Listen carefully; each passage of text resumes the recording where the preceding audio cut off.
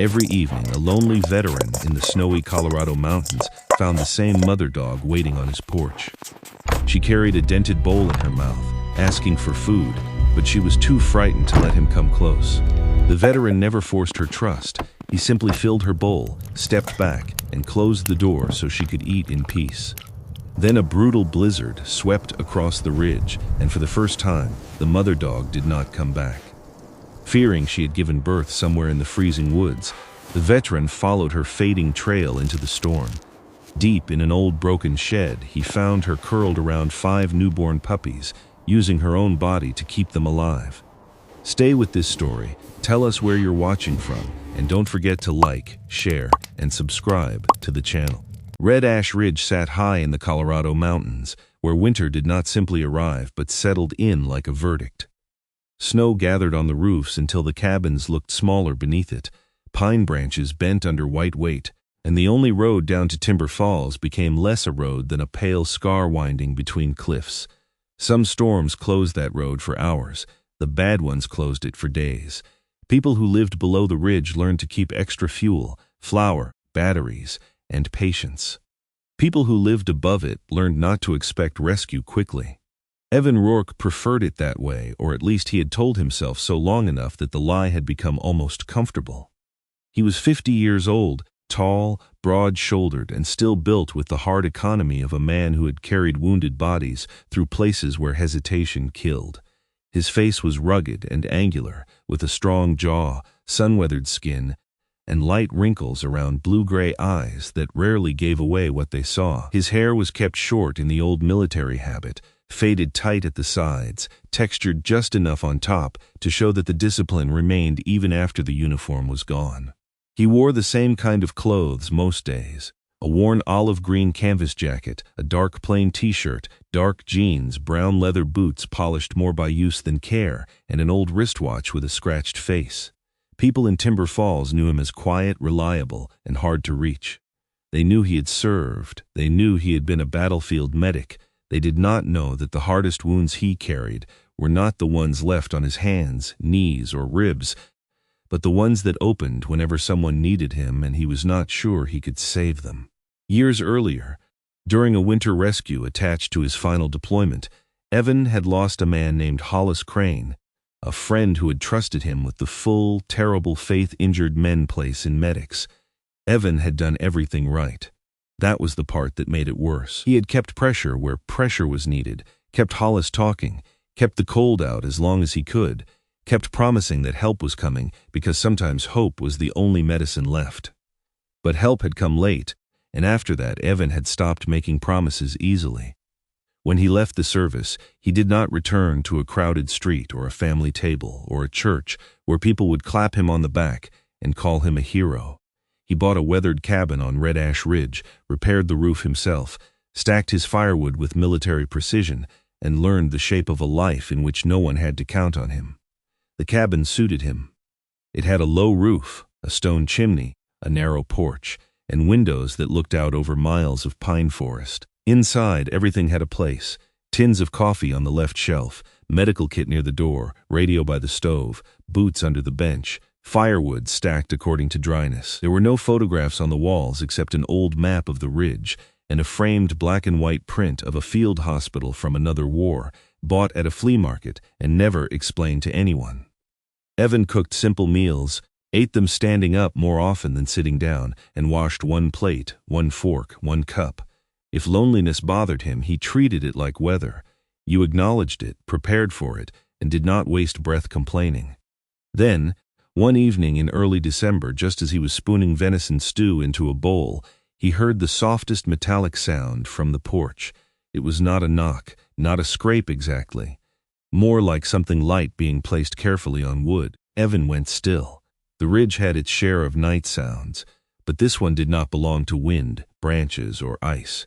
He crossed the room without hurrying, one hand instinctively lowering near the old utility knife on his belt, and looked through the narrow glass beside the door. A dog stood on his porch steps. She was a German shepherd, though not the clean black and tan kind people pictured on calendars and police posters. Her coat was long-haired sable, thick around the neck, mottled with brown-gray, ash, cream, and charcoal, as if the mountain had made her from smoke and snowmelt. She was thin under all that fur, too thin. Her hips showed when she shifted her weight, and her belly hung heavy with pregnancy. A faint black mask darkened her muzzle and eyes, and a pale streak of silver gray ran down the center of her forehead. One ear stood straight, the other bent slightly at the tip, the old sign of an injury healed without help. In her mouth she held a dented aluminum bowl. She lowered it onto the porch with great care, then backed away 6 steps and stared at the door with amber eyes full of hunger and refusal. Evan opened the door slowly. The dog stiffened but did not run. Cold came in around him, sharp and clean. "Where did you come from?" he asked, though he knew better than to expect an answer. At the sound of his voice, her body lowered half an inch, not submissive, only ready. She did not bark. She did not wag her tail. She did not plead in any way that would make kindness easy. She simply looked at him, then at the bowl, then back at him. Evan told himself it was just a stray. A pregnant stray, yes, and likely in trouble, but still just a dog smart enough to bring a container to a cabin where food smelled warm. He went back inside, took a small portion of stew without onions, added a little water to cool it, and set it in the aluminum bowl. The dog did not move while he was near. Evan recognized that kind of fear, not panic, calculation. She was measuring the distance between his hand and the stairs, between hunger and danger, so he stepped back into the cabin and closed the door. Only then did she come forward. She ate quickly at first, then slowed, as if remembering that food could vanish if trusted too much. When she finished, she picked up the bowl and disappeared into the falling dark between the pines. Evan stood behind the glass long after she was gone. The next evening he found himself cooking more than he needed. He did not admit he was waiting. He simply left a portion aside because wasting food was foolish. When the metallic tap came at the porch again, he was not surprised, and that troubled him. She came every evening after that, always near dusk, always carrying the same dented bowl. At first she would not eat until the door shut. Then, after several nights, she ate while he remained behind the glass.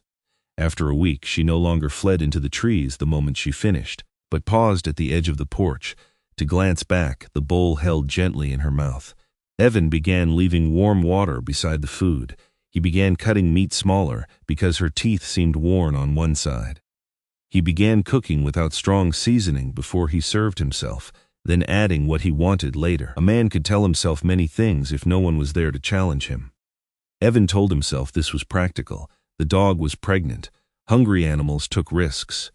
A fed animal was less likely to raid trash, approach the road, or freeze under somebody's shed. None of that explained why he started watching the clock near sunset.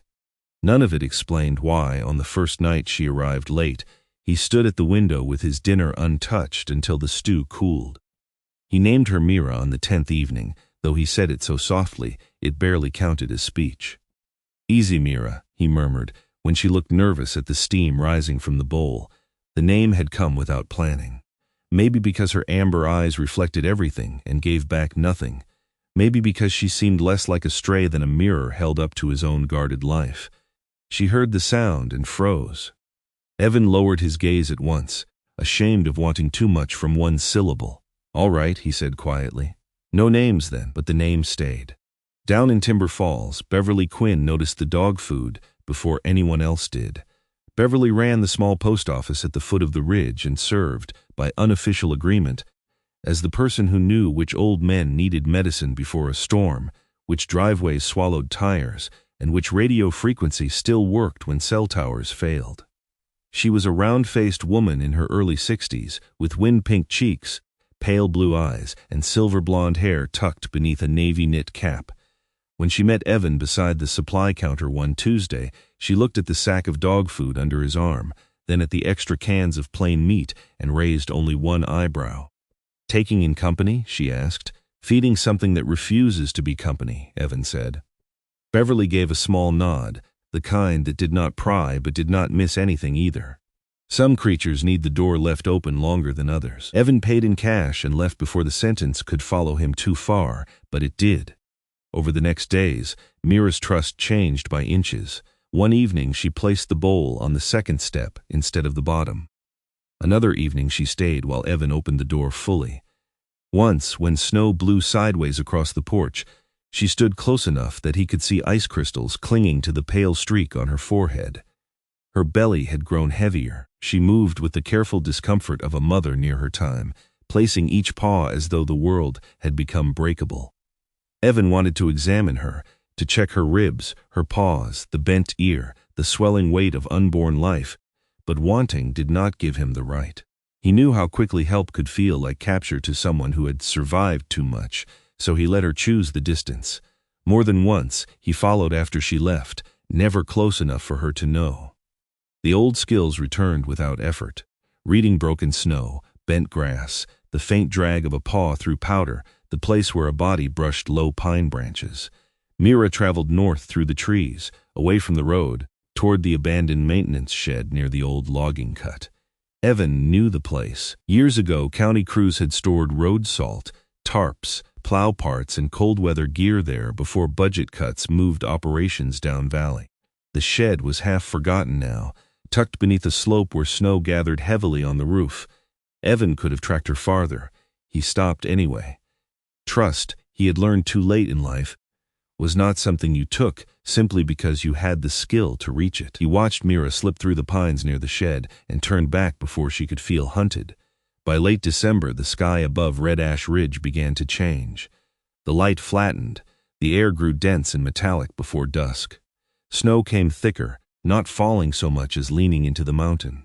That evening, Evan had the food ready before the bowl touched the porch, but Mira did not come at the usual time. He waited 10 minutes, then 20.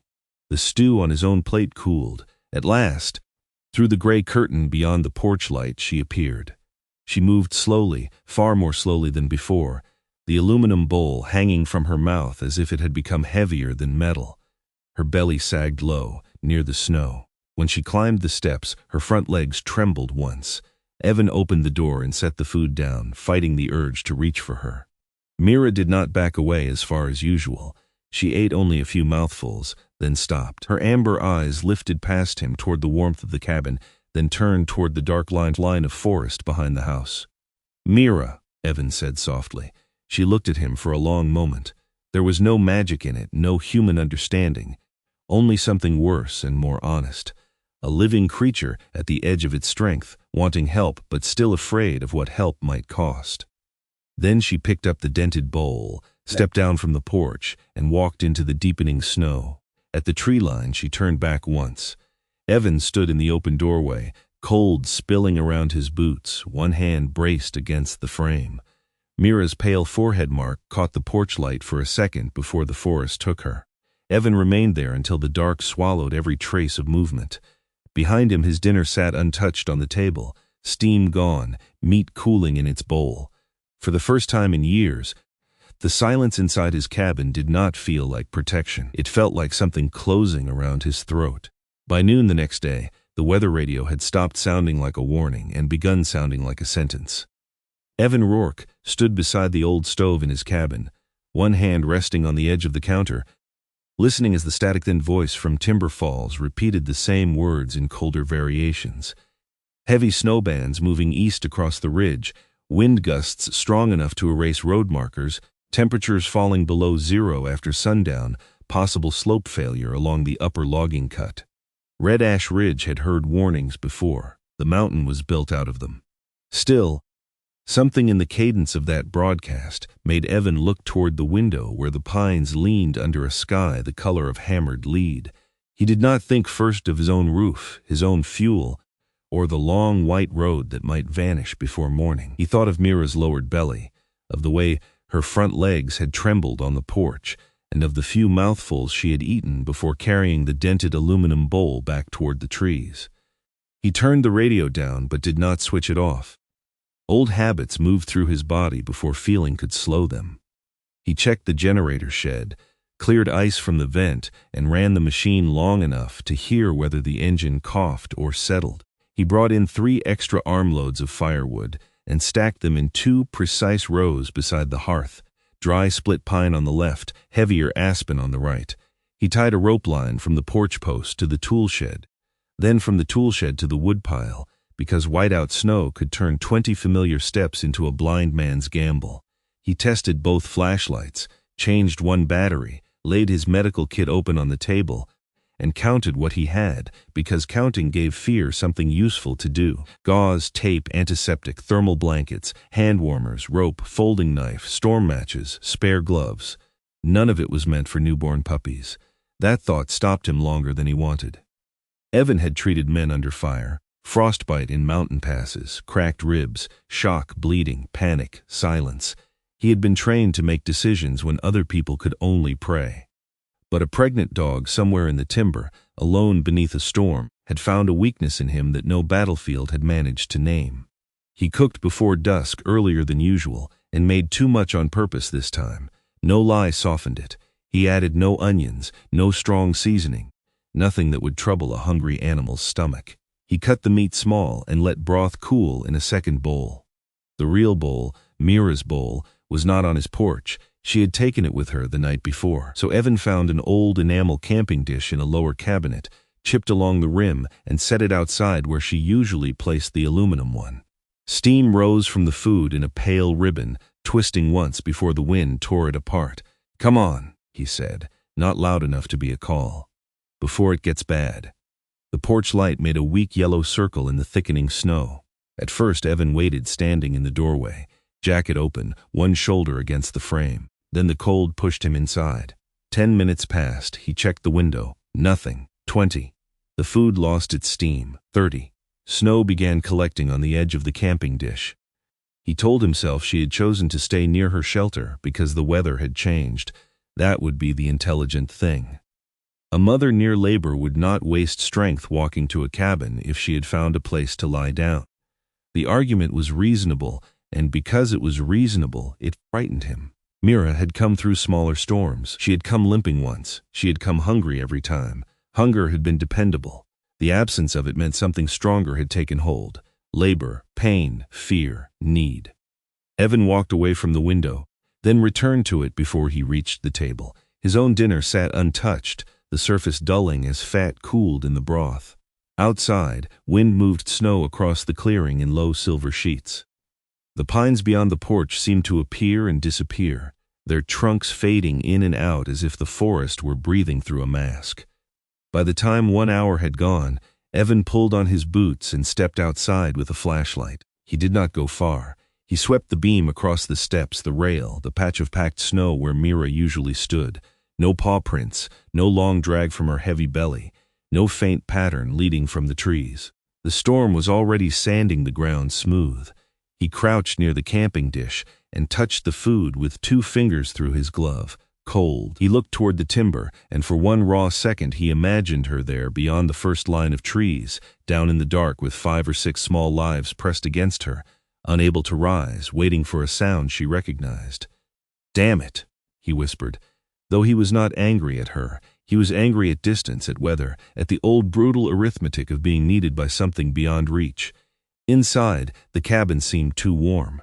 The fire cracked gently, innocent and useless. Evan stood in the middle of the room with snow melting on his shoulders and felt memory pull open a door he had kept barred for years. Not a full memory at first, only a sound, radio static under wind. Then Hollis Crane's voice, thin but trying to joke, because Hollis had always believed fear should be insulted, not obeyed. Then Evan's own hands, red with cold, pressing down where pressure no longer mattered enough. Help had been coming then too. Help had been real, organized, trained, moving as fast as men and weather allowed. It had still been late. Evan gripped the back of a chair until the wood creaked. Mira was not Hollis. A dog in labor was not a soldier bleeding out under a torn winter sky. He knew that. He also knew the body did not always care about categories. A silent need could sound exactly like a voice over a broken radio if it reached the right wound. Night closed over Red Ash Ridge early. The storm thickened until the porch light no longer reached the trees. Evan did what discipline demanded when action was not yet possible. He did not charge blindly into the dark and turn one rescue into 2. He checked the map spread across the table and marked the route Mira had taken on the nights he had followed from a distance. North through the pines, past the split boulder, across the shallow draw, toward the abandoned maintenance shed near the old logging road. He circled the shed in pencil, then stared at the mark as if willpower could make its walls stronger. At midnight, he opened the door once more. The camping dish was half buried. Mira had not come. Neither had the aluminum bowl. That absence hurt with a strange, unreasonable force. The bowl had become proof of life, proof of return, proof that even a frightened creature could trust a ritual enough to repeat it. Without it, the porch looked less like a place of feeding and more like a place where something had ended. Evan brought the frozen food inside and set the dish by the sink. He did not sleep. He sat in the chair near the radio with his boots on, coat across his knees, listening to the stove settle and the wind shove its shoulder against the cabin walls. Just before dawn, the storm weakened, not enough to be safe, only enough to tempt a man who had been waiting too long. Gray light seeped into the windows. The world outside had been remade. The steps were smooth, the rope line rimed with ice, the woodpile half swallowed. Evan drank coffee without tasting it, then turned the radio to the community frequency. Beverly Quinn monitored whenever the ridge was under weather. Static hissed. He adjusted the dial, waited, then pressed the transmit button. "Beverly, this is Evan Rourke on Upper Red Ash. You reading?" For several seconds there was nothing but wind in the signal. Then Beverly's voice broke through, roughened by early hours and bad reception. "Reading you, Evan. I was about to start calling the ridge. You still have power? Generator's good. I'm going into the timber north of my place." The silence that followed was brief but full. Beverly did not waste it on surprise. "For the dog," she said. "Yes. Weather says the ridge is still unstable, I heard. That was not a question." Evan looked at the pencil circle on the map. "She didn't come last night. She's near term. I know the direction she was using. If she had the pups out there, they won't last long." Beverly exhaled, and he could picture her in the little post office below, red coat unzipped, knit cap on, notebook open beside the radio. Pale eyes narrowed at a man she knew better than he liked. "You check in every 30 minutes. If I miss 2 calls, I send Otis as far as the plow can climb and I call Helen Ward. Road won't take a plow yet. Then Otis will complain the whole way and go anyway." 30 minutes, Evan. He almost refused the condition out of reflex, then stopped. Pride had no use in deep snow. 30 minutes, he said. "Route is North Ridge, old maintenance shed." "Say that again." He repeated it, slower. Beverly wrote it down. When the signal dropped, the cabin seemed changed by what he had done. He had told someone where he was going. He had left a thread behind him. For Evan, that felt nearly as dangerous as stepping into the storm. He packed with care, not haste. 2 wool blankets rolled tight, his old military jacket to use as bedding, chemical hand warmers wrapped in cloth, soft meat sealed in a tin for Mira, a thermos of warm water, flashlight, headlamp, rope, folding knife, compact first aid kit, spare gloves, and a thick cardboard box he wrapped inside a waterproof shell from an old pack cover. He added a small tarp with corner grommets, something he could turn into a drag sled if he needed to move weight over snow. He did not have puppy formula. That bothered him until he forced the thought into order. Warmth first, mother first, get them home. Call Helen after. He tore a page from a notebook and wrote in block letters, "Moot North Timber to Old Maintenance Shed." Left at T7:10 a.m. check radio. Then he set the note in the center of the kitchen table where no one could miss it. For a moment, he stood there looking at the words. They made him feel exposed, as if the cabin had witnessed an admission. He might not be able to finish this alone. Outside, the wind struck his face the moment he opened the door. Snow blew under the porch roof and stung his eyes. The spare dish near the steps had already vanished beneath a white crust. Evan locked the door out of habit, then paused, shook his head, and left it unlocked. If Beverly sent someone, they would need to get in. He pulled his hood low, tightened the pack straps across his chest, and took one last look at the porch where Mira had once placed her dented aluminum bowl with such careful dignity. There were no tracks now, no sign, no promise from the mountain that she was still alive. But Evan remembered the direction she had taken. He remembered the pale mark on her forehead disappearing between the pines. He remembered the way she had looked back. He stepped off the porch, caught the rope line until he reached the edge of the clearing, then let go and entered the timber alone, carrying warmth, food, rope, fear, and the old unbearable hope that this time he would not arrive too late. The timber swallowed Evan Rourke within 20 steps. Behind him, the cabin disappeared into a shifting wall of snow, and the rope line ended at the last porch post, like a boundary between the life he had built and the life he was no longer willing to ignore. The storm had not stopped. It had only grown tired enough to breathe between blows. Wind moved through the pines in long, low pushes, shaking loose powder from the branches so that snow fell twice, once from the sky and once from the trees. Evan kept his head down and moved by memory, north through the first stand of lodgepole pine.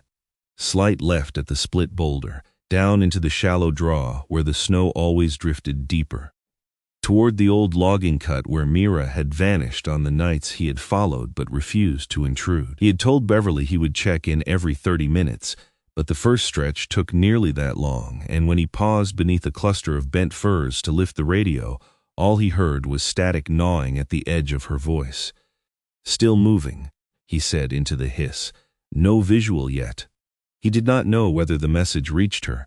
He clipped the radio back to his strap and continued. The ground had become a blank page, but not a clean one. Evan had learned long ago that snow did not erase everything equally. Wind polished open spaces, branches protected small truths. Near a fallen limb, he found the first sign. A shallow oval pressed into the crust where a paw had landed before the latest powder slid over it. He crouched, gloved fingers hovering just above the mark, too wide for fox, too narrow for coyote, a heavy dog moving slowly. 10 yards farther, beneath a low pine whose branches swept the ground, a few strands of fur clung to the bark. Long sable hairs, brown, gray, and cream, trembling in the wind like threads from an old coat. Evan touched them lightly, then looked ahead. "Good girl," he whispered, though praise felt useless in a forest that gave back no sound except his own breath. The trail was not a trail so much as a series of interruptions in the snow's silence. A hollow beside a root, a crescent where one rear paw had dragged, a faint line along the powder where her belly, heavy with unborn lives, must have brushed as she pushed through the trees. Seeing that line changed something in Evan's chest. Until then, fear had been an idea. Now it had weight, direction, proof. Mira had not wandered. She had chosen this route while exhausted, while in pain, while carrying whatever strength remained toward a place she believed might save her young. The thought made him move faster, then made him stop himself. Speed broke ankles, panic missed signs. Evan forced his breathing into rhythm and studied the terrain the way he would study a patient whose pulse had begun to fade. Nothing wasted, nothing assumed, every small clue allowed to speak. The forest deepened, no birds called. No creak sounded beneath the ice. Even the wind seemed muted in the draw, pressed flat by the weight of snow. Once Evan heard a crack high on the slope and froze until the echo died. A drift slid somewhere out of sight, soft but heavy, like a warning being dragged across the mountain. He turned his face toward the old logging cut. Beyond a ragged line of young firs, the abandoned maintenance shed began to show itself piece by piece.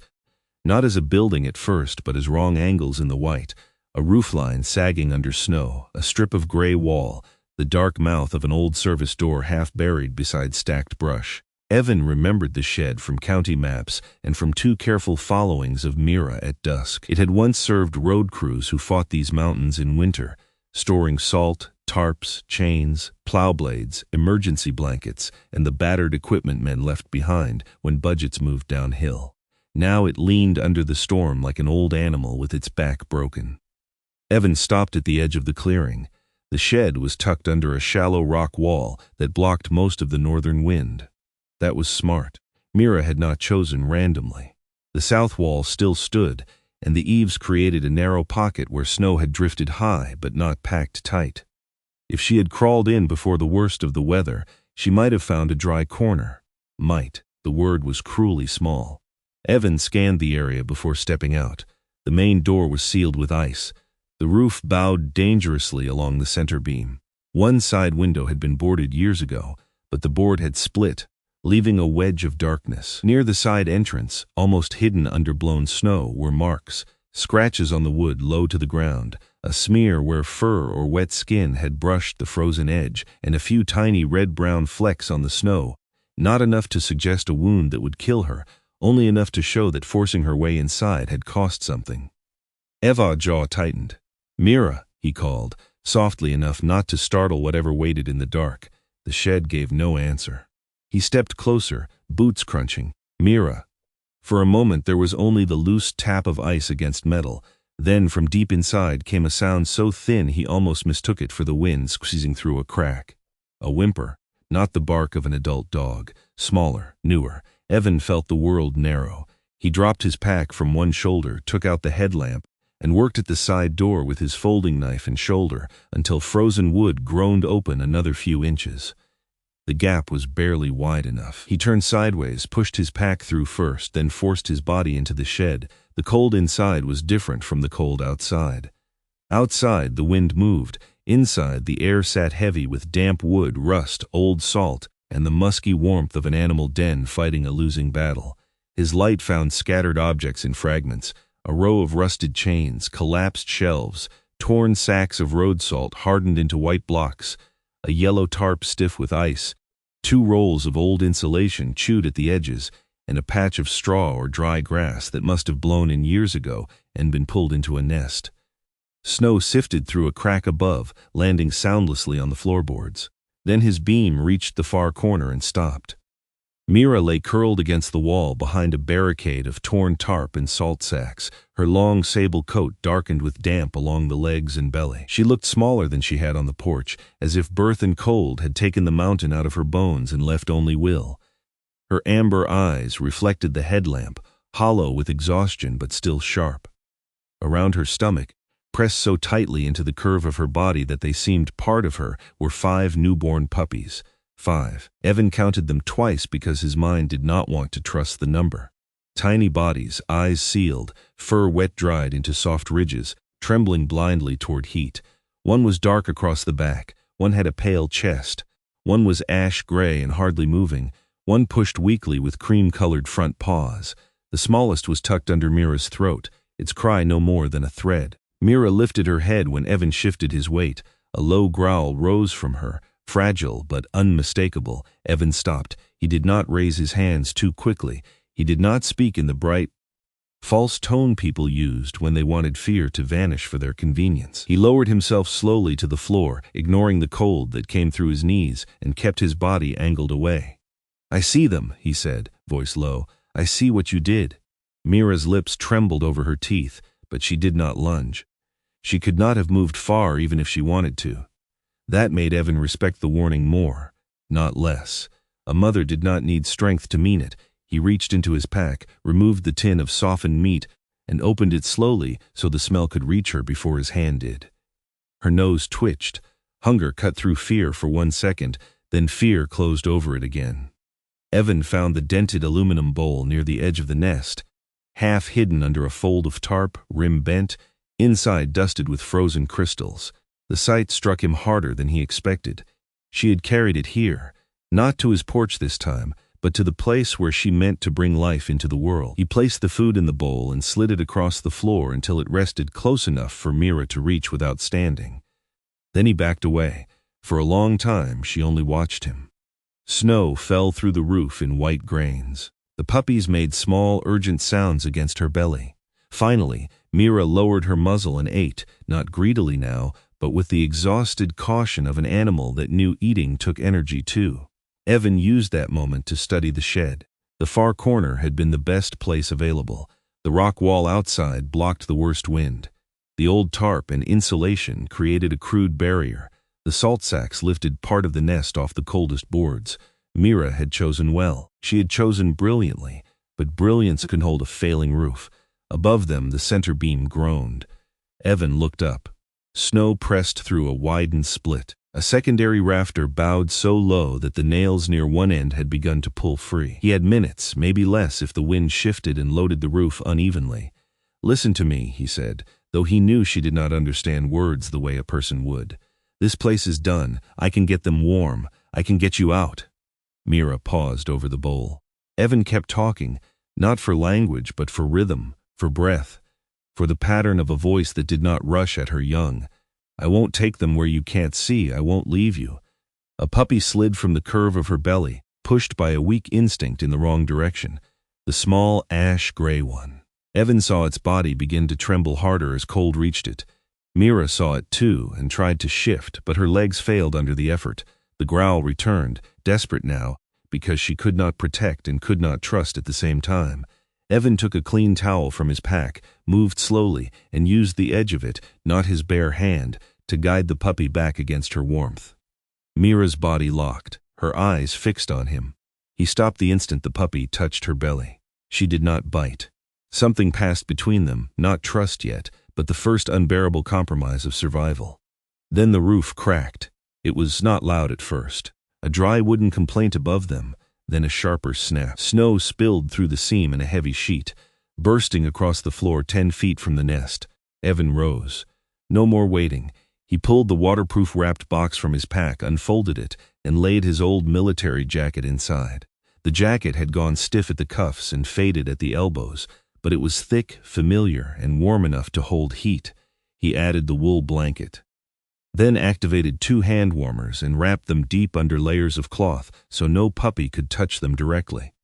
The box became a small dark hollow of fabric and breath. He placed it beside Mira's head, close enough for her to see. The first puppy he lifted was the one with the dark back.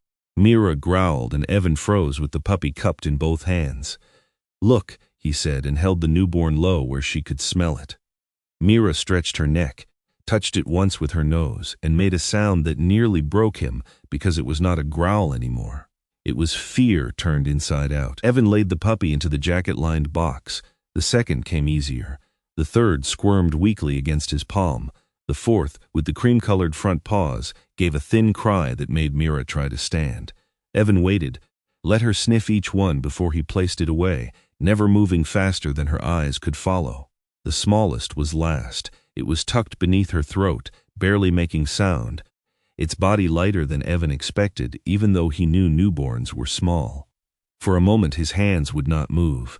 He remembered Hollis again, not the blood, not the radio, but the terrible lightness of a body when the fight began to leave it. Evan swallowed hard. "Not this one," he whispered, though he did not know whether he meant the puppy Mira or himself. He warmed the smallest between his palms for one breath, let Mira lick its head, then tucked it into the deepest fold of the jacket with the others. Another crack split the air. This time a smaller rafter broke loose and crashed down across the path to the side door, not sealing it entirely, but narrowing the gap. Mira surged up on trembling legs, stumbled, and almost fell into the nest. Evan caught her under the chest without thinking, then released pressure the moment she steadied, careful not to trap her. She did not snap. Her eyes were fixed on the box. He tied the box to the tarp, looped rope through the grommets, and tested the drag. It would slide, not cleanly, but enough. "Come on, Mira." He pulled the box toward the door, slow enough that she could follow. She staggered after it, every step a refusal to collapse. At the blocked entrance, Evan shoved the broken rafter with his shoulder. Pain flashed down his arm. He shoved again, boots slipping, until the wood shifted enough to open a wedge of storm-lit gray. He dragged the box through first, then turned back. Mira had stopped inside the threshold, legs shaking, head lowered, eyes on the puppies. Evan reached toward her shoulder, not grabbing, only offering pressure. "You're not staying here." This time when he touched her, she allowed it. Together they forced their way into the white light outside. Evan dragged the tarp clear of the shed, then guided Mira another 20 yards toward the shelter of the trees. Only there did he stop and look back. The shed roof bowed once, slowly, like a lung emptying. Then part of it gave way. Snow and old timber collapsed into the corner where Mira and her puppies had been. The sound rolled through the clearing and disappeared into the forest. Evan stood with one hand on the rope and the other hovering near Mira's damp shoulder. She was trembling so hard he could feel it without touching her. In the box, 5 small bodies moved inside his old jacket. Evan looked at the ruined shed and understood with a cold clarity that the mountain had allowed them only a few minutes of mercy. This time, he had reached the living before the silence did. The sound of the shed roof collapsing followed Evan Rourke into the trees, not loud for long, but deep enough to settle somewhere behind his ribs. He did not let himself stand and think about what had almost happened.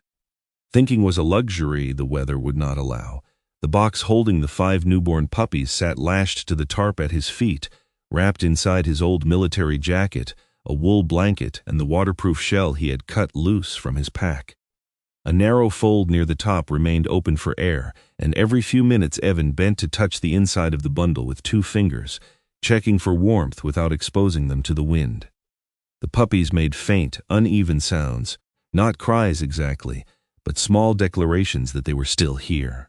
Mira stood beside the tarp with her head lowered, her sable coat dark with damp, legs trembling so violently that her paws pressed holes into the snow. She kept her amber eyes fixed on the box as though the storm, the trees, the man, and the ruined shed had all become background to the only truth left in the world. Evan looped the rope around his forearm, not his wrist, because a sudden slide could break bone if the load caught. "We go slow," he said, more to steady his own breathing than to instruct her. No rushing, no leaving anyone. Mira's ears flicked at his voice. She took 1 step when he pulled the tarp, then another, and the small procession began moving away from the wreckage of the shed and into the white confusion of the timber. The trip back was not the same trail in reverse. On the way in, Evan had followed signs. On the way out, the storm made signs vanish as soon as they were made. Wind drove snow across the ground in hard, slanting sheets, filling his boot prints, hiding the dips between roots, blurring the difference between open path and drift. He could no longer rely on tracks. He relied on slope, tree shape, the memory of a split trunk half buried near the draw, the feel of the mountain under his boots. The tarp dragged behind him with a low scraping sound, sometimes smooth over packed crust, sometimes catching on buried branches hard enough to jerk his shoulder.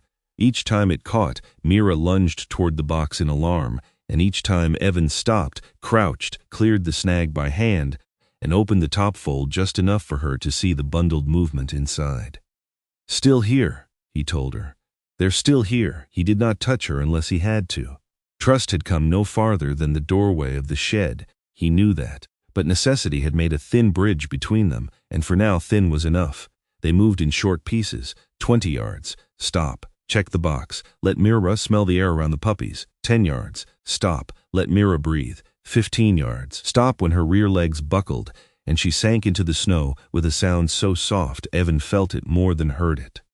The first time she fell, he set the rope down and went to her side, approaching from the shoulder, not the front. She tried to rise before he reached her, panic flashing through the exhaustion, but her body betrayed her. "Easy," Evan murmured. "You don't have to prove it to me." He brought the box close instead of pulling her away from it. The moment Mira smelled her pups, something tightened in her. Not strength exactly, but purpose. She pushed her front paws under herself. Evan placed one hand lightly beneath her chest, enough support to guide, not restrain. She rose trembling, took 2 uneven steps, and they continued. The cold found every opening in Evan's clothing. Snow slid under his collar. His gloves stiffened. His breath froze along the edge of his scarf. Pain began in his left knee where an old injury disliked steep descents, then sharpened when the terrain dipped into the shallow draw. He ignored it until ignoring became calculation. If he favored the knee too much, he might lose balance. If he slowed too much, the puppies would lose heat. If he pushed too hard, Mira would collapse beyond coaxing. There was no perfect answer, only the next bearable step. He tried the radio once beneath a stand of pines where the wind eased. "Beverly, this is Evan. I have the dog. 5 pups, moving back slow." Static broke apart the words. For a heartbeat, he thought he heard her voice, quick and strained, but the signal shredded before meaning formed. He did not waste battery trying again. He clipped the radio away and kept moving. Halfway through the draw, the mountain shifted under him.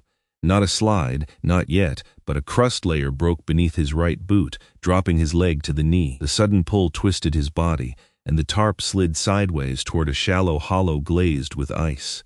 One puppy cried out, thin and startled. Evan threw his weight backward, caught the rope with both hands, and slammed his shoulder into a pine trunk to stop the drag. Pain burst white down his arm. The box bumped against his boot, but did not overturn. For several seconds, all he could do was hold still and breathe through his teeth. Mira stumbled toward the box, ears pinned, eyes wild. Evan dropped to one knee, ignoring the shock of cold through his pants, and opened the fold. 5 small bodies shifted inside the jacket. The smallest lay buried deep among the others, barely moving but warm against his knuckles. "Good," Evan whispered, voice rough. "Good." Mira came closer than she ever had without food between them. She nosed the edge of the blanket, then the puppies, then Evan's hand. Her muzzle, cold and wet, pressed against his wrist for the briefest moment. It was not affection in the simple way people like to name things. It was recognition under pressure. She had seen him fall toward danger and turn his body around the box instead of saving himself first. Evan looked down at her, and something inside him went very quiet. "I know," he said. "You would have done the same." Mira did not move away immediately. Then the wind struck hard through the draw, and she lowered her head again, ready to follow. The last stretch to the cabin was a war of inches. The trees thinned, which should have made the walking easier, but the open clearing near Evan's property had filled with drifting snow. The cabin appeared and vanished, the porch light a dull gold smear through the white. Evan focused on that light the way injured men focused on a medic's voice. Almost there was a dangerous phrase, so he did not say it.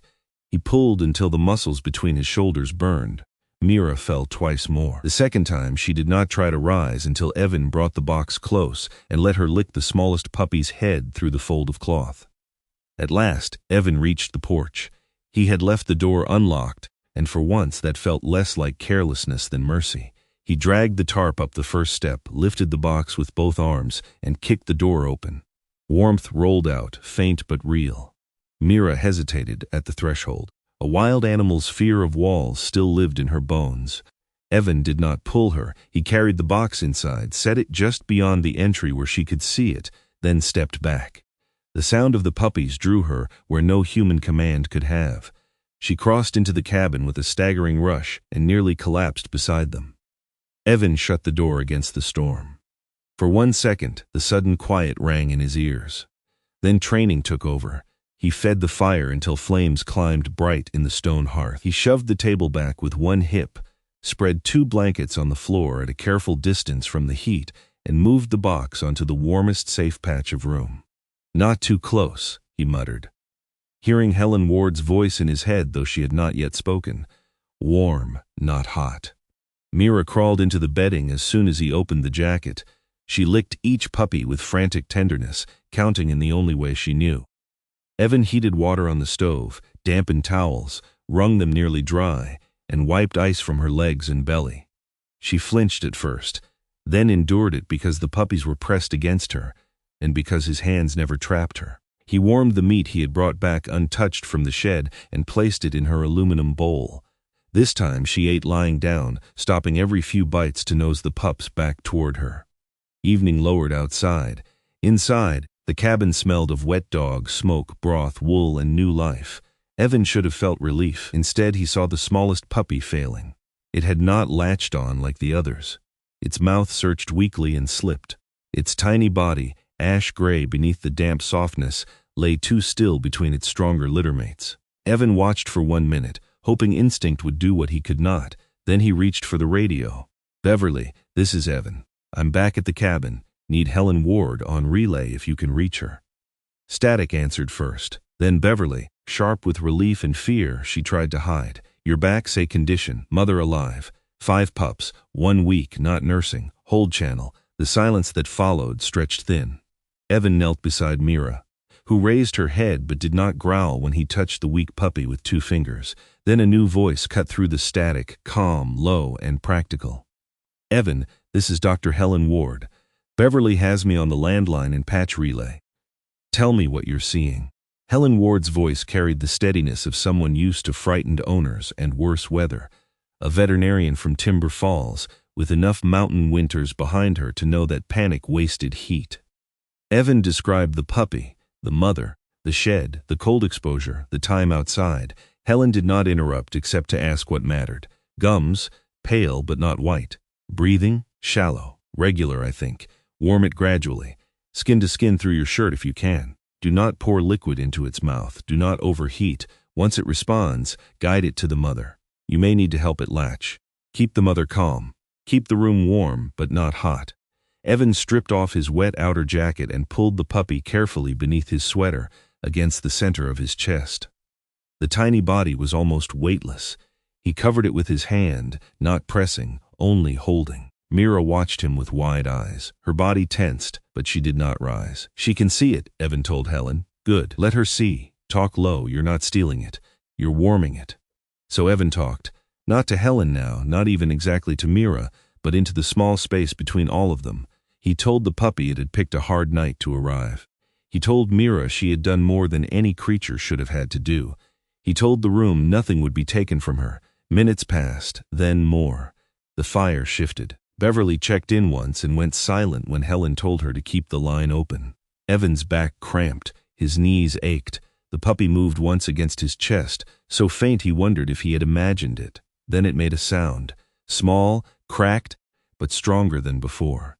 Mira lifted her head. Evan eased the puppy out, keeping it wrapped in the warmth of his shirt, and guided it toward Mira's belly.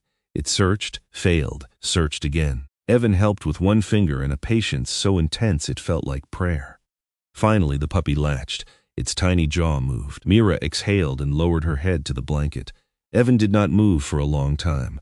Near dawn, the storm still beat against the cabin, but the room had settled into a fragile rhythm. Fire, breath, suckling, wind, radio static, fire again. Evan sat on the floor with his back against the hearthstone, wet jacket beside him, hands open on his knees because he no longer trusted them not to shake. Mira shifted slowly, painfully, and crawled close enough to lay her head on the damp olive canvas. Her bent ear brushed the back of his hand. Evan held still, hardly breathing. She did not pull away when his fingers touched the fur behind that injured ear.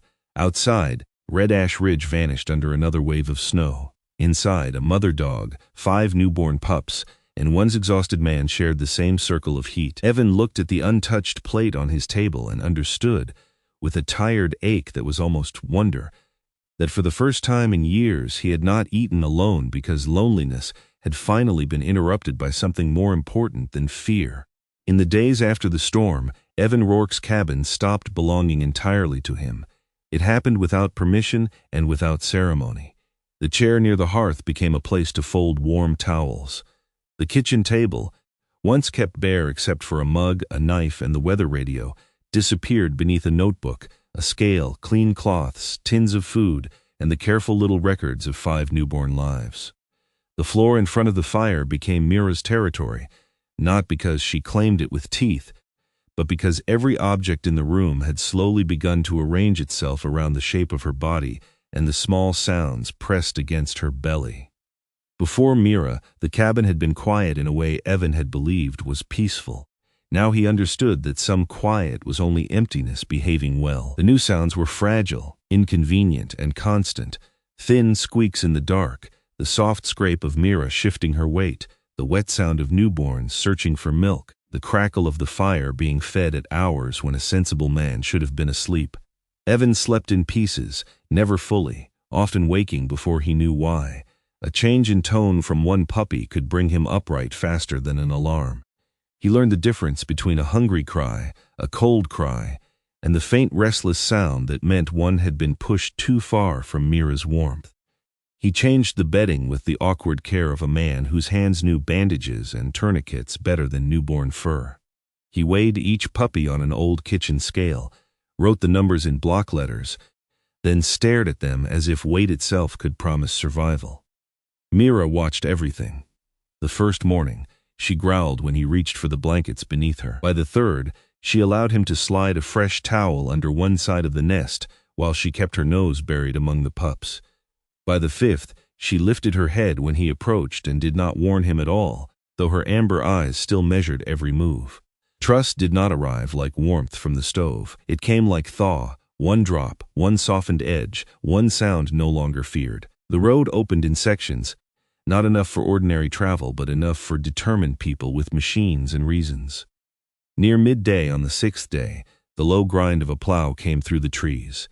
Mira raised her head, tense, and Evan stepped to the window. An Orange County snowplow crawled into the clearing like some square, stubborn beast, pushing a wall of snow ahead of it.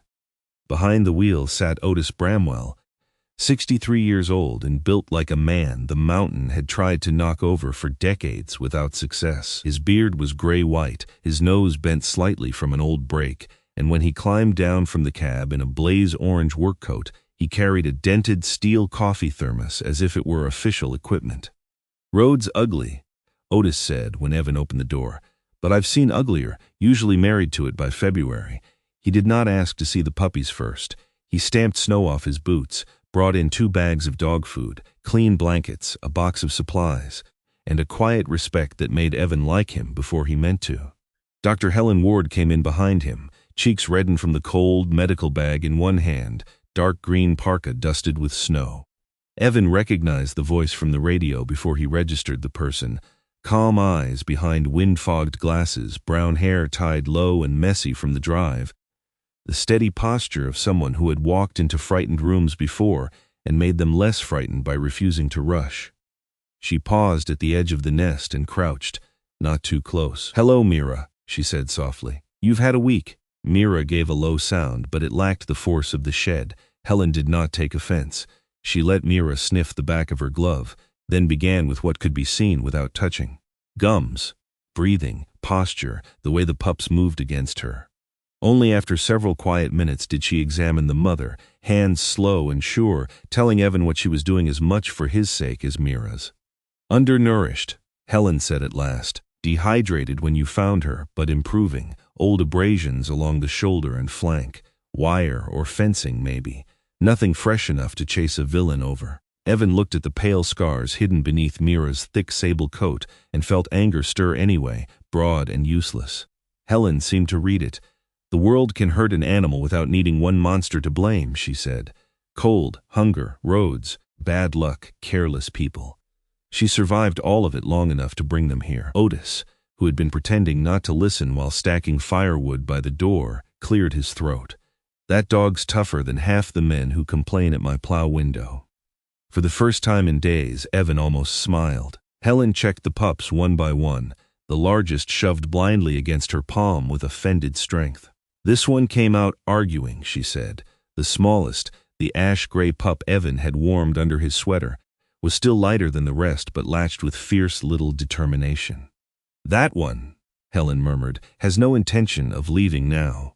By evening, after Otis had plowed a wider turn space, and Helen had left strict feeding instructions, the cabin felt both fuller and more possible. Days began to gather a pattern. Evan kept the fire steady, not roaring. He warmed Mira's food, cleaned the bedding, weighed the pups, and marked each small gain like a victory he was afraid to celebrate too loudly. Names came slowly, because names made the future heavier. The largest male, dark along the back with a coppery flare near the shoulder, was first. He always crawled over the others, not gracefully, not wisely, but with absolute belief that forward was the only direction. "Copper," Evan said one morning, when the pup had wedged himself between Mira's paw and the edge of the blanket for the 3rd time. Mira watched Evan say the name, and then lowered her muzzle to nudge the pup back. The smallest became Wren, not because he looked like a bird, but because his cry was thin, stubborn, and impossible to ignore once heard. Boulder named himself by becoming a warm, round obstacle at the entrance of the nest, planting his heavy little body wherever the others tried to pass.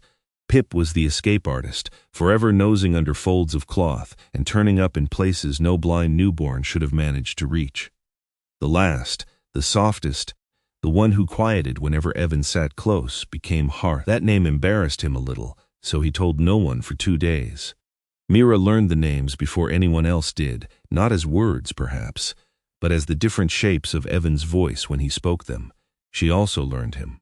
She learned that he always showed his hands before changing bedding, that he never picked up a pup without letting her see, that food came before hunger became fear, that when he sat too still, staring into the fire with the old hollowness returning to his eyes, Hearth would somehow find his boot and press a blind head against it. One morning, Evan set Mira's aluminum bowl down with warm food and stepped back out of habit. Mira looked at the bowl, then at him, then began to eat while he remained beside her. Evan stood frozen, absurdly moved by the simple sound of her eating in his presence. No salute, no speech, no forgiveness spoken aloud had ever undone him quite like that. Helen returned twice that week, and on the 2nd visit, she found Evan standing over the pups with a face too guarded to be casual. "You're thinking of keeping them all," she said. He did not answer quickly enough. Helen closed her bag and sat on the edge of a chair without asking permission. 5 growing shepherds and their mother will need more than a warm story. They'll need space, training, work, structure, and the right hands. I have land, Evan said. You have land, Helen agreed. You also have a habit of turning love into a perimeter fence. The words struck cleanly because they were not cruel. Evan looked toward the nest. Copper twitched in sleep. Pip kicked Boulder in the face and suffered no consequence. They're safe here. For now, Helen said. Safe is not always the same as free. He hated that she was right, which meant he did not argue. The test came 3 nights later, when a hard cold settled over the ridge after sunset. The generator coughed once, then died, taking the small electric heater and the steady hum of the cabin with it. The fire still burned, but the room cooled faster than Evan liked. He got up to check the generator, and in those few minutes Pip performed his first act of terrible ambition. By the time Evan returned, Mira was standing, weak but urgent, teeth closed around the cuff of his sleeve. She pulled once, not hard, just enough to insist. Evan followed. Pip had wriggled from the nest and vanished behind a wooden storage crate near the outside wall, where cold crept through the chinking. His tiny body had begun to chill.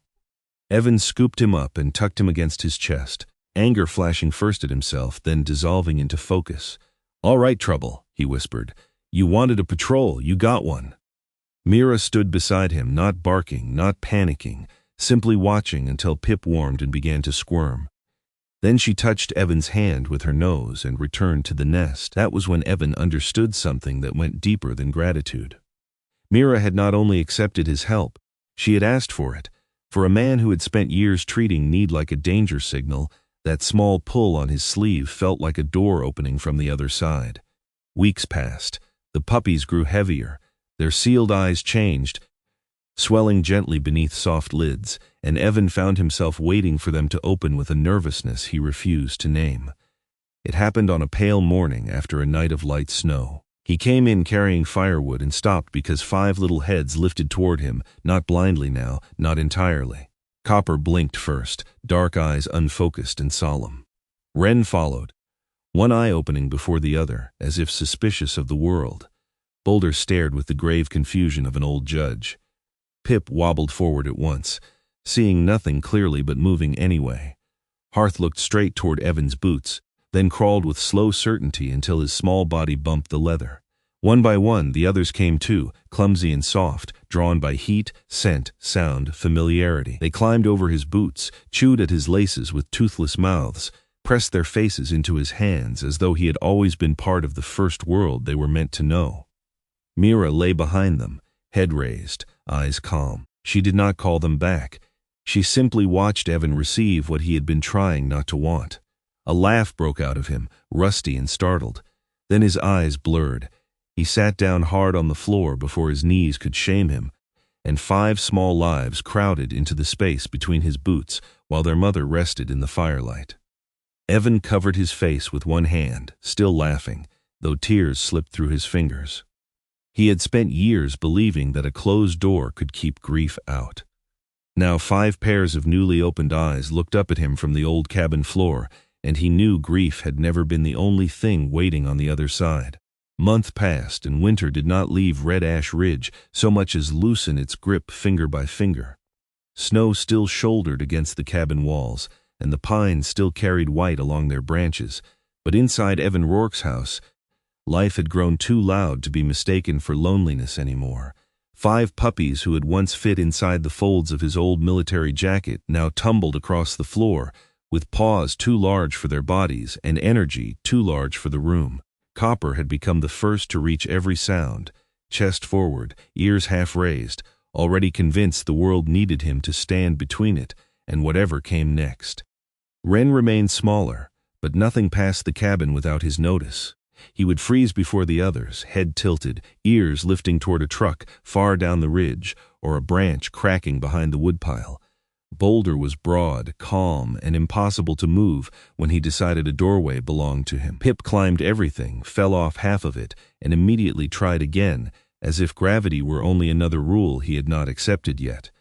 Hearth moved differently from the rest, less interested in conquering the room than in finding the quietest person inside it. More than once, Evan had looked down during a hard hour and found Hearth pressed against his boot, soft-eyed and still, offering no demand except presence. Evan trained them because not training them would have been unkind. He did not drill them as soldiers. He did not pretend they were ready for work, simply because the mountain had given them a dramatic beginning. He taught them to come when called, to sit before doors opened, to walk at his side without pulling, to leave dropped food, to wait when instinct told them to rush. Easy as a command, too. He told Copper one morning, when the young dog lunged toward a raven beating its wings against the snow. Copper looked offended, but sat. Mira watched from the porch, healthier now, her sable coat thick again, the pale mark on her forehead bright against winter light. She had become less thin, but not less watchful. Whenever Evan worked with the puppies, Mira positioned herself where she could see all five. She no longer feared his hands near them, yet she remained the final judge of any stranger who came too close. The story spread despite Evan's dislike of attention. In Timber Falls, people heard pieces from Beverly Quinn at the post office, though Beverly told it with restraint and only to people she trusted not to turn pain into gossip.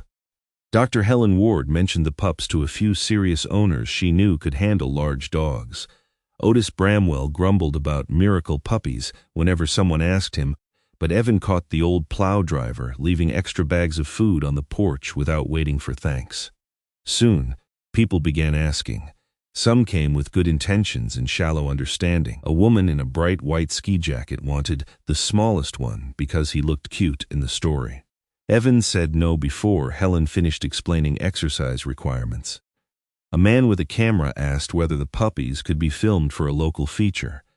Beverly, who happened to be there with mail, looked him over once and said, "That road is closed," though the road behind him was perfectly open. Evan learned that protecting the pups now meant more than keeping them warm. It meant refusing people who wanted emotion without responsibility.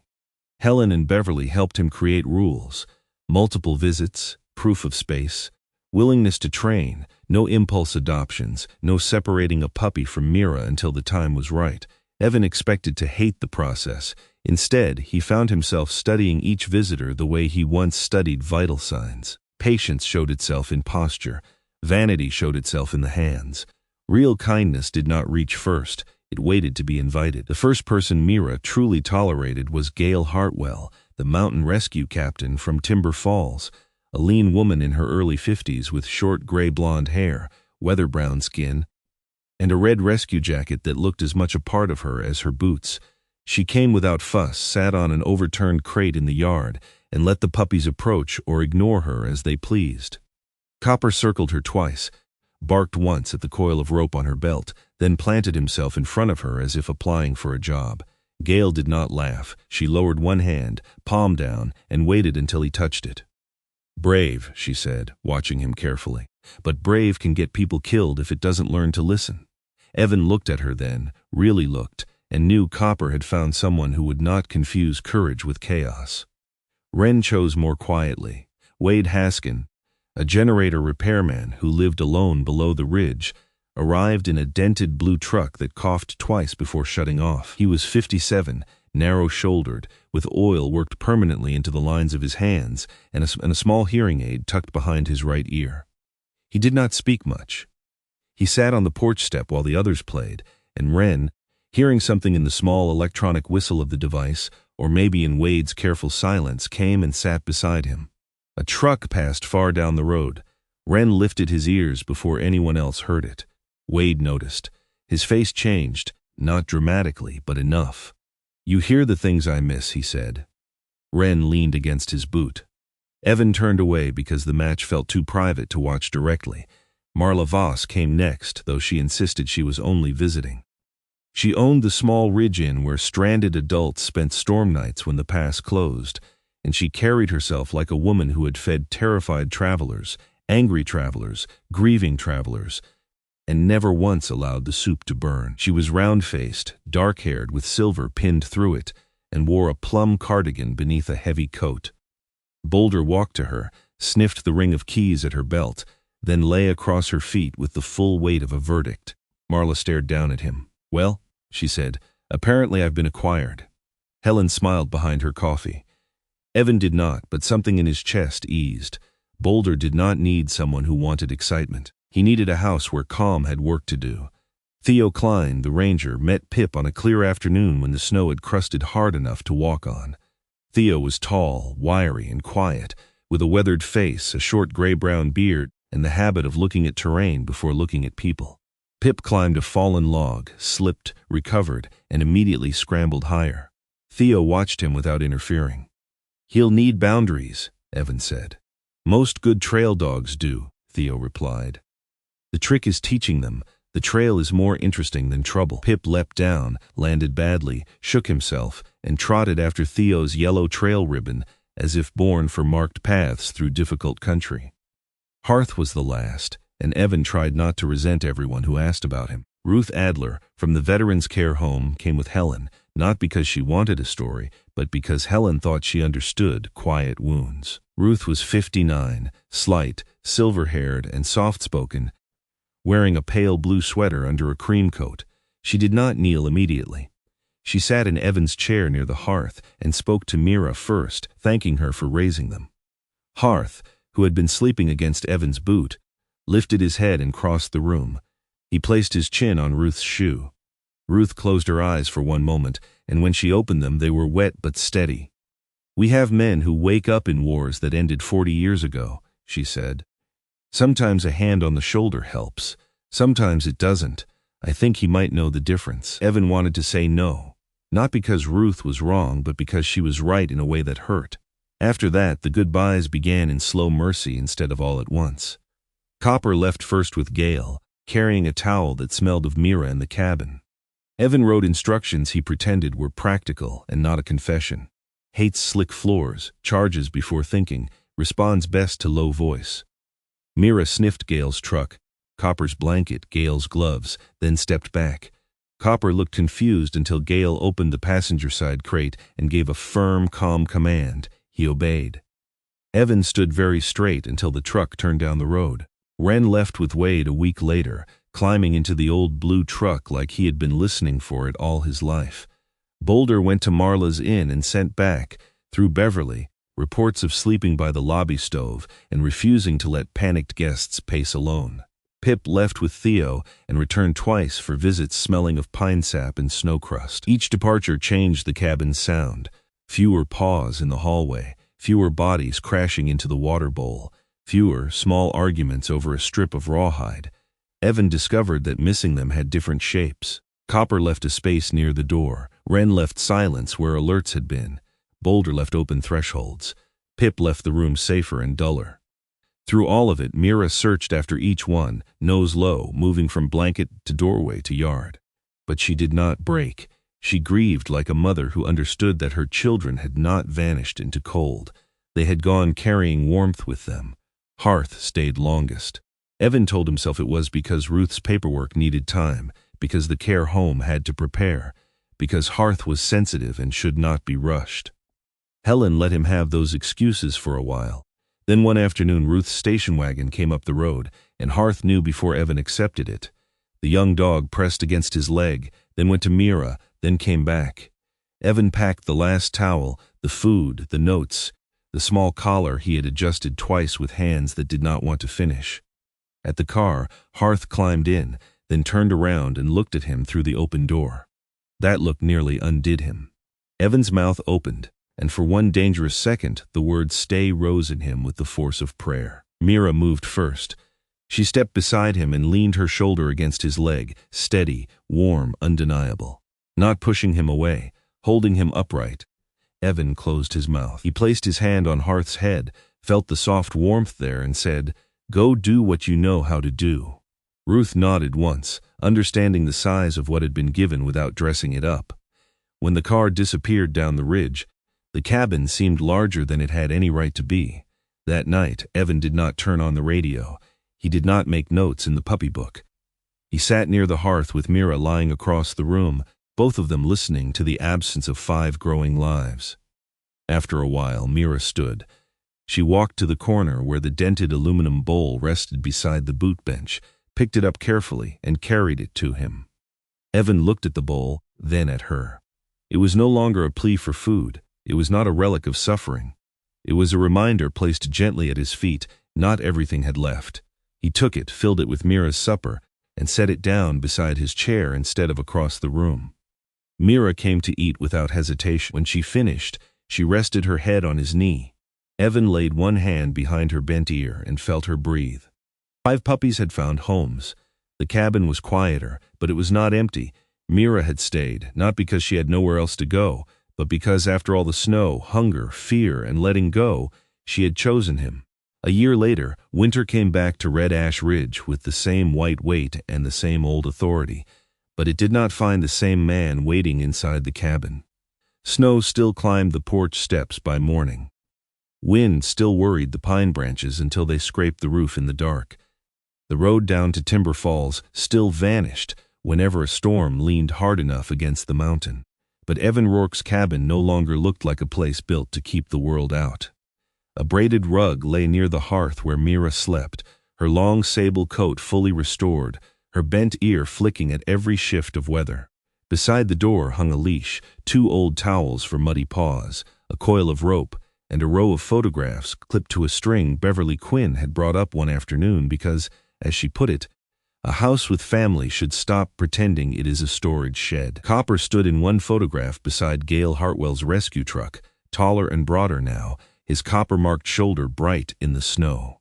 Wren sat in Wade Haskins' workshop with one ear turned toward the generator panel. Boulder slept in front of Marla Voss's inn stove, massive and serene, while Traveler's boots steamed nearby. Pip perched on a ridge trail beside Theo Klein, alert and windblown. Hearth lay with his chin on the slipper of an old veteran at Ruth Adler's care home, his eyes half closed as if listening to grief breathe itself quiet. Evan still rose before dawn. He still stacked wood neatly and checked the weather twice a day. He still wore the olive canvas jacket, the old boots, the scratched watch, but he had begun going down to Timber Falls without needing supplies as an excuse. He repaired Beverly's radio shelf when it sagged. He helped Otis Bramwell tune the plow winch. He carried medicine to a neighbor when the road iced over. People did not make speeches about the change, which was part of why he tolerated it. They simply left room for him to belong, without asking him to explain where he had been. Mira understood it before he did. She had stopped watching the door as if every opening might take something from her. Now she watched Evan when the radio called, as though waiting to see which member of the pack needed moving. The 5 pups, no longer pups in any honest sense, had grown into their separate lives. They were not legends, and Evan preferred it that way. Copper trained with Gail's mountain rescue team, learning that bravery meant listening before running. Wren had become Wade's second set of ears in the generator shed, lifting his head before a belt slipped or a strange vibration turned dangerous. Boulder had made Marla's inn calmer by existing near the door. People stranded by storms lowered their voices when they saw him sleeping through the wind. Pip covered ranger trails with Theo, quick over rock and snow but learning, slowly, that not every interesting scent required investigation. Hearth worked no official job, yet Ruth claimed he did more than half the medicine in the veteran's home on certain nights. One resident, Leonard Pike, a retired Marine in his late 70s with silver hair cropped close in hands that shook only when thunder or wind hit the wrong note, had taken to calling Hearth the quiet medic. Ruth told Evan this over coffee one Sunday, and Evan had looked away because the phrase reached too near something sacred. The storm that changed the ridge again arrived in February. It began as fine snow after lunch, harmless enough that Marla kept the inn open for travelers who did not want to risk the pass. By late afternoon, the wind shifted north, the temperature dropped hard, and the ridge road turned into a white tunnel with no edges. The first call came through Beverly's community frequency just after dark, broken by static. Wade's voice, usually slow and careful, sounded clipped. "Beverly, I've got Wren alerting hard. Not at the shop. Toward the pass. I can hear something under the wind. Maybe a horn, maybe metal. Can anyone confirm traffic near Marla's?" Beverly answered, then tried Marla. The signal broke twice before Marla came on, breathless but controlled. "I've got 9 adults at the inn, power flickering, and Boulder won't leave the front window. Road south looks blocked." Something slid near the lower bend. Evan was already standing. Mira rose from the rug before he reached for his jacket. The old part of him recognized the shape of the night, scattered reports, bad visibility, people in pockets of danger, no one with the whole picture. Once that feeling would have closed around his throat. Now it moved through him and found trained ground. He spread the ridge map across the table and keyed the radio. Beverly, this is Evan. Mark Wade's sound north of the pass and Marla's blockage near the lower bend. Get Gail moving if her team can reach the rescue shed. Ask Theo about the old ranger cut above the rock wall. Beverly did not question the authority in his voice. Copy, you going out? Evan looked at Mira. She stood beside the door, steady, full-bodied, no longer the starving mother who had once placed a bowl on his porch and backed away from kindness. Yes, he said, but not alone. The next hour did not become a miracle, it became work. Wade stayed by his radio while Wren kept turning toward the faint sound under the storm, allowing him to narrow the direction of the stranded vehicle. Gail and Copper pushed from the rescue shed with 2 volunteers, Copper breaking trail through drifts and stopping when Gail commanded, his whole body trembling with contained urgency. Theo and Pip found the old ranger cut, a narrow route above the slide that no truck could take but rescuers on foot could use if they knew where the rock dropped away. At Marla's Inn, Boulder lay near the front room while the lights flickered and guests murmured fear into paper cups of coffee.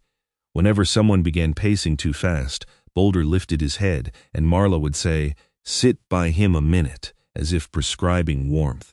At the veteran's home, the wind hit the windows with such force that Leonard Pike woke, believing he was back in another country, under another sky. Ruth sat with him, but it was Harth who climbed carefully onto the low bed, pressed his body along the old man's legs and kept him anchored while Ruth whispered, "You are in Timber Falls. It is snow, only snow."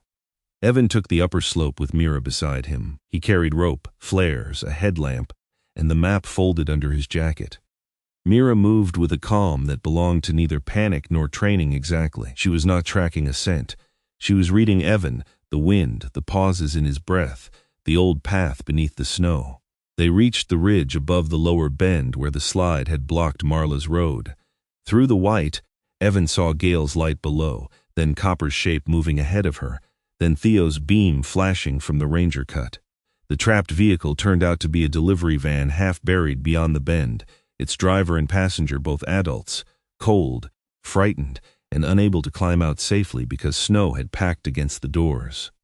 There was no dramatic explosion, no villain, no secret conspiracy hidden beneath the storm. There were only ordinary people in a place where ordinary mistakes could become fatal. Evan helped anchor the rope from above while Gail's team dug from below. Pip led Theo along the safer edge of the cut, finding firm footing where the drift disguised emptiness. Copper stood in the wind, waiting for Gail's command, then surged forward only when called. Mira stayed by Evan's knee until the first rescued passenger stumbled up the line. Then she stepped forward and pressed her shoulder against the woman's leg, steadying her long enough for Evan to guide her toward the trail. He looked down once at Mira, and in her amber eyes he saw no fear of being left, no hunger, no bargain, only presence. By midnight, the stranded adults were at Marla's Inn, wrapped in blankets, drinking soup she had somehow managed to keep hot. The road was still blocked, the storm still strong, but the danger had passed from immediate to manageable. Beverly kept the radio net open until every voice checked in. Wade reported Wren asleep under the workbench after a meal. Ruth reported Leonard calm, one hand resting on Harth's back. Gail reported Copper, insufferably proud but technically obedient. Theo claimed Pip had found 3 wrong ways and 1 right one, which Evan considered progress. When Evan and Mira finally stepped into the inn, snow-covered and stiff, the room went quiet for a heartbeat, then softened. No one clapped. No one called him a hero. Marla simply put a bowl of soup in his hands and said, "Eat before you fall over." That was better. After the storm, when the road opened and the ridge breathed again, the 5 dogs came back to Evan's cabin for a small supper that no one called a reunion because the word sounded too grand. Gail brought Copper, Wade brought Wren, Marla came with Boulder, Theo with Pip, and Ruth with Harth. Beverly arrived with bread, Otis with coffee, Helen with a tired smile and a warning that no dog was to be fed anything foolish from the table. The cabin filled beyond reason. Wet boots crowded the door. Coats steamed near the hearth. 6 dogs moved in a storm of noses, tails, paws, and remembered scents. Mira stood at first in the center of them, still as a queen counting what the world had returned. One by one, each grown pup came to her. Copper lowered his bold head. Wren pressed close beneath her chin. Boulder leaned so heavily against her that Evan heard Marla laugh. Pip circled twice before collapsing against her side. Hearth rested his muzzle across Mira's paw, and she bent to lick his ear with the same patient tenderness she had given him when his eyes were still sealed. Evan watched from beside the stove, and something in him gave way without breaking. He had once believed the worst thing that could happen to a man was losing what he loved. Now, looking at the crowded room, at Beverly arguing with Otis over coffee, Helen checking Mira with one hand while refusing pie with the other, Ruth smiling quietly, Gail pretending Copper had not stolen a crust, Wade sitting with Wren's head on his knee, even understood that the thing he had feared most was not loneliness. Loneliness he had known how to survive. What had terrified him was loving enough to be changed. The next morning, the snow had stopped. The ridge lay under clean light, every branch bright, every wound covered but not erased. Evan opened the front door to let in the cold air, and there on the porch, exactly where Mira had once placed it, sat the dented aluminum bowl. For a moment, he thought one of the guests had left it outside. Then Mira stepped beside him, calm and warm, her bent ear tipped toward the wind. Evan picked up the bowl. It was ordinary, scarred, and slightly warped, a thing anyone else might throw away. He did not hang it on a wall. He did not put it behind glass. He set it beside the door, filled it with clean water, and left a covered tin of food on the shelf above it. Any hungry animal that found the porch would find something waiting. Any person lost enough to follow the light would find the door easier to knock on. Mira leaned against his leg, and Evan rested his hand on her head. He had thought, once, that he was feeding a stray from his leftovers. But Mira had been carrying more than a bowl. She had carried a reason for him to open the door, then 5 small lives that taught him love did not become smaller when shared. It spread down roads, into workshops, inns, ranger trails, rescue teams, and rooms where old soldiers tried to sleep through the weather of memory. The 5 dogs had gone to 5 homes, yet none of them had truly left. And Mira stayed not because she had nowhere else to go, but because she and Evan had both learned the same quiet truth. Home is not the place where nothing can hurt you. Home is the place where, when the storm comes back, someone stays beside you and breathes. Sometimes healing does not arrive all at once. Sometimes it comes quietly, through a small bowl on a porch, a life that needs our kindness, or a door we finally choose to open again. Evan thought he was saving Mira and her puppies, but in the end, they reminded him that love is not weakened when we share it. It grows, it travels, and it finds its way back home. In our own lives, we may never know how much one simple act of mercy can mean to someone who is cold, tired, afraid, or forgotten. So when kindness is placed in front of us, may we have the courage to answer it. If this story touched your heart, please share your thoughts in the comments. Tell us what part moved you most, and consider subscribing for more stories of loyalty, healing, and hope. May God bless your home with warmth, guide your heart with compassion, and remind you that even the smallest kindness can become a miracle.